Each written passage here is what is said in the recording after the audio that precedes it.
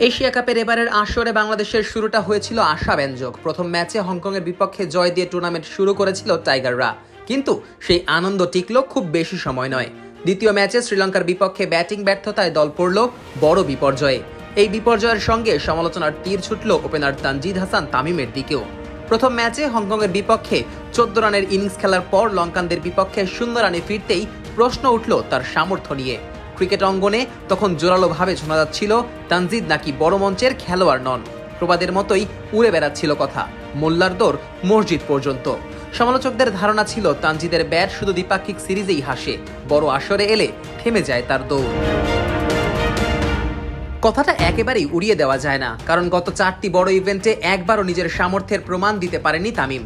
2023 সালের Asia cup থেকে শুরু করে 2025 সালের চ্যাম্পিয়ন্স ট্রফি পর্যন্ত কোথাও আলো ছড়াতে পারেননি এই তরুণ ওপেনার। দ্বিপাক্ষিক সিরিজে ঝলক দেখালেও বিশ্ব মঞ্চে যেন প্রতিবারই হারিয়ে যেতেন। কিন্তু ক্রিকেট এমনই অনিশ্চয়তার খেলা, যেখানে সমালোচিত খেলোয়াড়ই কখনো কখনো হয়ে ওঠেন ত্রাতা। আফগানিস্তানের বিপক্ষে গ্রুপ পর্বের শেষ ম্যাচে তানজিদ সেই প্রতিচ্ছবি তুলে ধরলেন। মঙ্গলবার রাতে তার ব্যাট থেকে বেরিয়ে এলো আগুন ঝরা ইনিংস। 167.74 স্ট্রাইক রেটে 31 বলে 52 রান, যেখানে ছিল 4টি 4 আর 3টি ছক্কা। তিনি যখন আউট হলেন তখন বাংলাদেশ 12.5 ওভারে 104 রানে পৌঁছে গেছে। যে বাংলাদেশ গত ম্যাচেই ব্যাটিং ভোগান্তিতে ছিল, সেই বাংলাদেশকে রানের চাকা সচল করে দিলেন একাই। এই ইনিংসে তানজিদ নতুন ইতিহাসেরও জন্ম দিলেন। বাংলাদেশের হয়ে টি-20 এশিয়া কাপে দ্রুততম 50-র মালিক এখন তিনি। মাত্র 28 বলে 50-এ পৌঁছে পেছনে ফেলেছেন এবারের আসরের প্রথম ম্যাচে অধিনায়ক লিটন দাসের করা 33 বলে 50-কে। ভেঙে দিয়েছেন প্রায় এক দশক ধরে থাকা সাব্বির রহমানের 38 বলে 50-র রেকর্ড। শুধু তাই নয়, এবছর টি-20 ক্রিকেটে বাংলাদেশের হয়ে সবচেয়ে বেশি ছক্কা হাঁকানোর রেকর্ডটিও এখন তানজিদের দখলে। এক ক্যালেন্ডার বছরে তিনি মেরেছেন 26টি ছক্কা। তার ঠিক পেছনেই আছেন বন্ধু পারভেজ হোসেন ইমন 21টি ছক্কা নিয়ে। সমান ছক্কা হাঁকিয়েছেন জাকের আলী ও তাওহিদ হৃদয়, আর 20 ছক্কা নিয়ে 5 নম্বরে আছেন অধিনায়ক লিটন দাস। জাকের হৃদয় এই কীর্তি গত বছর করলেও বাকিরা করেছেন এবছরেই।